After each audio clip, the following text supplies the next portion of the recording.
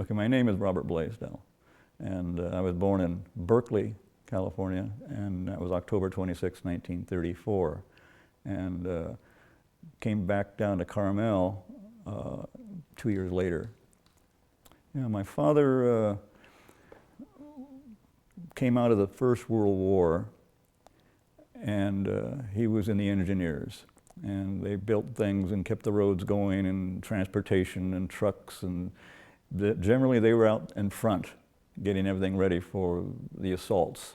And he was in the Battle of the Argonne in the end of 1918, which is just close to the end of the war, and they were getting ready for their big push to finish the war and get the armistice with the Germans.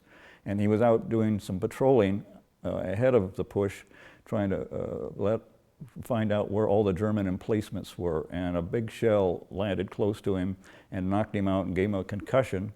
He also got a little bit of mustard gas, and he managed to make it back to the aid station, but he was having a hard time concentrating on anything, and so they put him in the hospital, and it was a bad shell shock, concussion, some of the gas work, and so they kept him in the hospital right into 1919, after the armistice, and they finally sent him home on a cattle boat.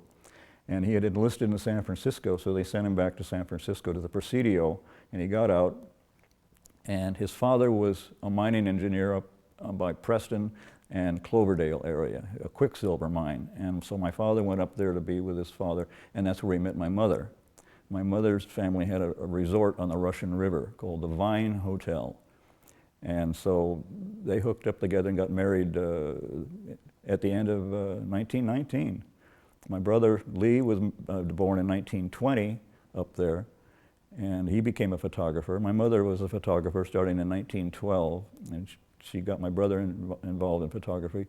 Then I had two sisters, but I didn't really know them because they both got married around 1940, 41 and moved on, and I didn't see much of them. My brother, I didn't see much of until he came out of the Navy.